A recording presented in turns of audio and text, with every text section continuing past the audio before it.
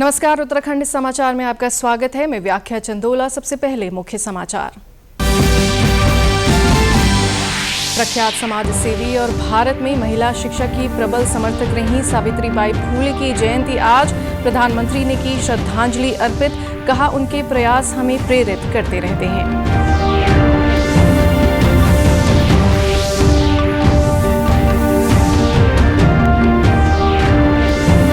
Mobile की ringtone में गूंजेगा राष्ट्रीय खेल का एंथम। राष्ट्रीय खेल सचिवालय की ओर से BSNL को भेजा जा रहा है पत्र। कूड़ा गाड़ियों से लेकर FM के जरिए भी प्रचार की तैयारी।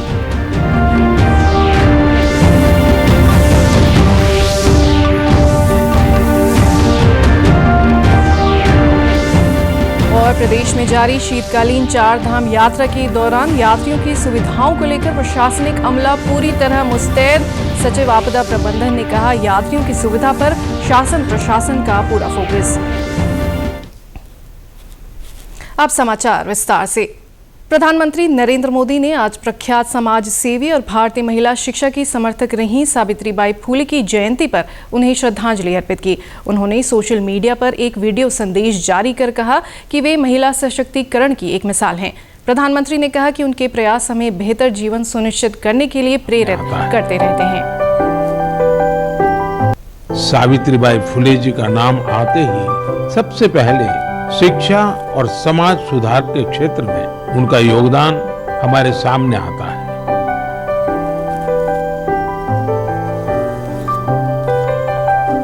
वे हमेशा महिलाओं और वंचितों की शिक्षा के लिए जोरदार तरीके से आवाज उठाती रही। वे अपने समय से बहुत आगे थी और उन गलत प्रथाओं के विरोध में हमेशा मुखर रही। शिक्षा से समाज के सशक्तिकरण पर उनका गहरा विश्वास था। महात्मा फुले जी के साथ मिलकर उन्होंने बेटियों के लिए कई स्कूल शुरू किए। उनकी कविताएं लोगों में जागरूकता बढ़ाने और आत्मविश्वास भरने वाली होती थी। लोगों से हमेशा उनका यह आग्रह रहा कि वे जरूरत में एक दूसरे की मदद करें और प्रकृति के साथ भी समरसता से रहें। हमारी भारत भूमि हर कालखंड में देश की विलक्षण बेटियों ने गौरव से भर दिया। सावित्रीबाई फुले जी, उनका व्यक्तित्व ऐसे प्रकाश स्तंभ की तरह है जो हर युग में नारी शक्ति को आगे बढ़ाने का मार्ग दिखाता है।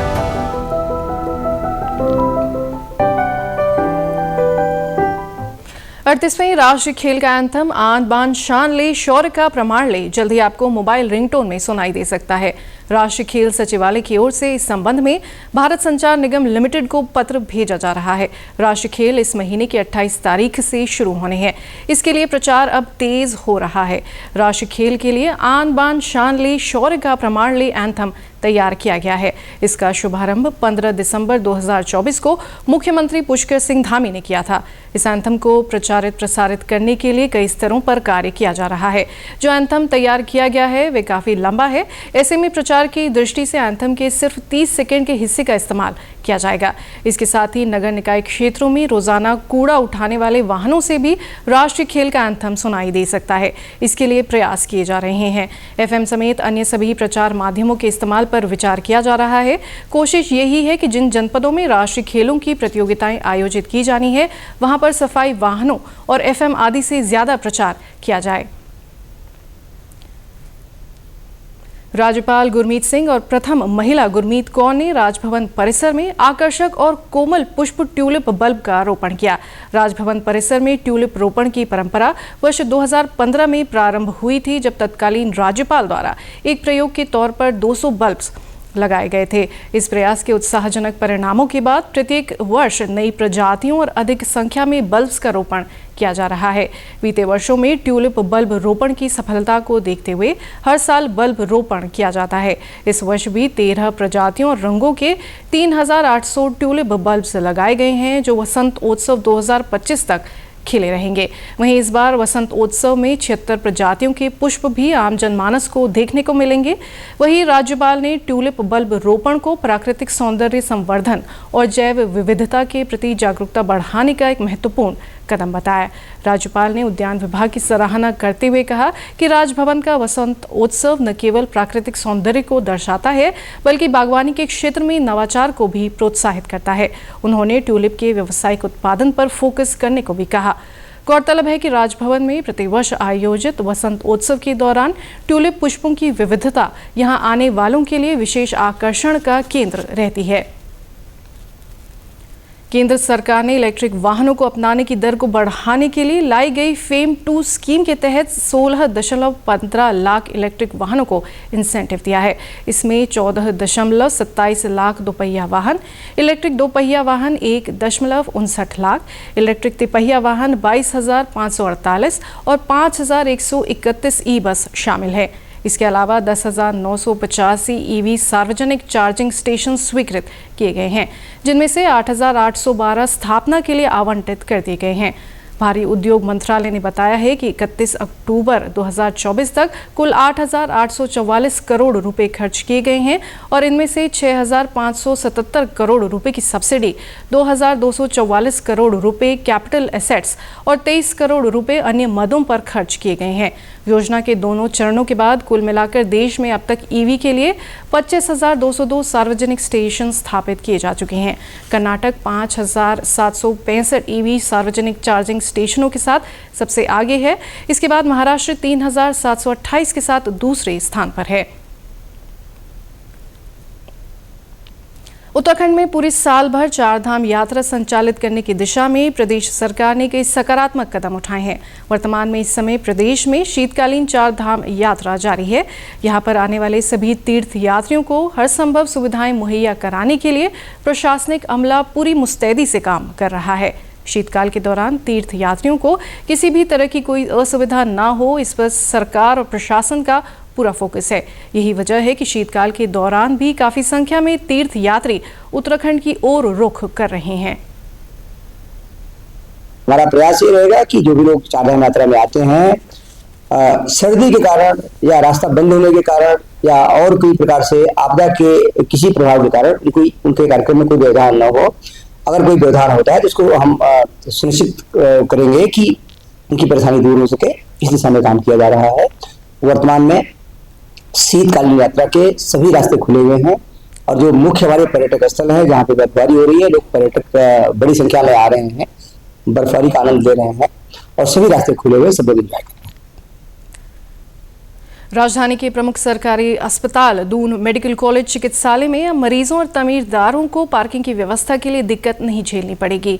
दून अस्पताल के सीएमएस अनुराग अग्रवाल ने जानकारी देते हुए कहा कि अस्पताल की नई बिल्डिंग में एक पार्किंग बनाई जा रही है जिसमें 100 कारों और 500 बाइकें खड़ी करने की व्यवस्था होगी। उन्होंने बताया कि ये पार्किंग 2 मंजिला होगी जिसका निर्माण कार्य जारी है और इस साल के अंत तक कार्य पूरा होने की उम्मीद है। आपको बता दें कि वर्तमान में लगातार मरीजों की बढ़ती संख्या के कारण तीमारदारों के साथ साथ अस्पताल स्टाफ को पार्किंग के लिए काफी जद्दोजहद करनी पड़ती है।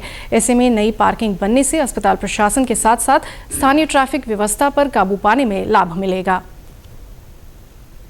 मैं बोलना चाहूँगा कि जो हमारी पार्किंग है वो स्पेस बहुत लिमिटेड है, तो ऐसे में जो हमारे कर्मचारी हैं पहली हमारी उनको एक पार्किंग देने की सुविधा रहती है। और आपने देखा होगा पिछले दिनों में हमने मरीजों की पार्किंग के लिए भी आसपास पुलिस प्रशासन को और म्यूनिसिपल कॉरपोरेशन के लिखा, जिससे थोड़ी सी हमें ईज हुई है और पार्किंग मिलने लगी है। लेकिन हम बहुत ही नैरो स्पेस में काम कर रहे हैं। उम्मीद करता हूँ कि जो नई बिल्डिंग आ रही है वहाँ 2 फ्लोर की पार्किंग उसमें बेसमेंट और ग्राउंड पर देने की कोशिश करी गई है, जहाँ पर लगभग 100 कारें और 500 मोटरसाइकिल के लिए पार्किंग मिल जाएगी। तो उम्मीद करते हैं कि बहुत जल्दी है और लगभग 500 बाइक्स और 100 कारों की पार्किंग वहाँ मिल जाएगी। तो ये बहुत ही एक सुविधाजनक कार्य हो जाएगा। प्रदेश में मानसून सीजन के बाद अब तक सूखा होने के चलते बारिश की सामान्य मात्रा में कमी देखी जा रही थी, लेकिन हाल ही में कुछ दौर की बारिश के बाद स्थिति बेहतर हुई है।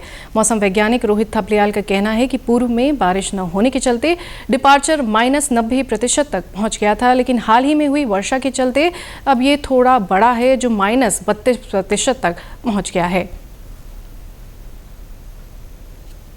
देखिए, इस पोस्ट मानसून सीजन में देखेंगे तो अभी जो रिसेंटली 1-2 अच्छे रेनफॉल के स्पेल मिले हैं, जिसके कारण जो डिपार्चर है वो अब घट करके -32% हो गया है। तो rainfall departure post monsoon season में 32% है जो डेफिसिट है। हालांकि इससे पहले जो है -90% चल रहा था, लेकिन अभी पिछले जो 1-2 स्पेल मिले हैं तो उसकी वजह से जो है रेनफॉल में थोड़ी मिली है, तो जो है अब जो है घट करके -32% रह गया है। देश के सार्वजनिक प्रसारक प्रसार भारती ने OTT प्लेटफॉर्म के क्षेत्र में कदम रखते हुए हाल ही में वेव्स की शुरुआत की है। ये डिजिटल मीडिया और OTT दर्शकों को एक संपूर्ण इंफोटेनमेंट इकोसिस्टम देता है। अगर आपको भी चाहिए फ्री में शानदार कंटेंट तो आज ही डाउनलोड करें वेव्स ऐप। QR कोड के जरिए भी वेव्स ऐप डाउनलोड की जा सकती है। इसी के साथ अभी तक के समाचार समाप्त हुए। दूरदर्शन समाचारों से जुड़े रहें। मिलते हैं फिर शाम 5 बजे के बुलेटिन में। नमस्कार।